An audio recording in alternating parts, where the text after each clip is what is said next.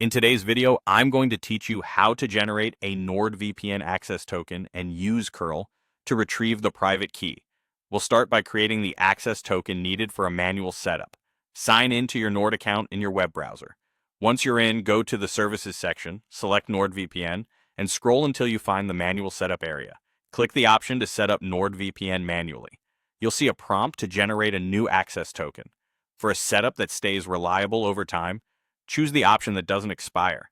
This is especially helpful if you're configuring multiple devices, running scripts, or working on a server where you don't want to reauthorize every so often. Generate the token and copy it immediately. Think of this token as a password. Keep it private, never share it publicly, and store it securely in a trusted password manager. Some dashboards only show tokens once, so make sure you've saved it before navigating away. If you ever suspect it's been exposed, revoke it in your account and generate a new one to stay secure. Now let's prepare to retrieve your private key using curl. Curl is a command line tool that lets your computer make web requests.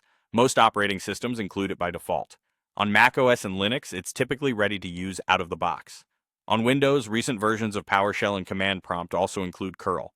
If you want to confirm it's installed, you can run curl at version in your terminal and you should see version details. Open your command line interface. Terminal on macOS or Linux, or PowerShell on Windows.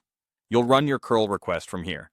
Keep your access token handy because your request will use it to authenticate with your account. Be mindful about where you paste this token. Avoid leaving it in shared scripts, public repositories, or recorded sessions. If you prefer, you can temporarily store it in a secure location while you work and clean it up when you're done. When your request completes, you'll receive the private key data that corresponds to your manual setup. Depending on your workflow, you might view it in the terminal or choose to save the response securely, but always ensure it's protected like any sensitive credential.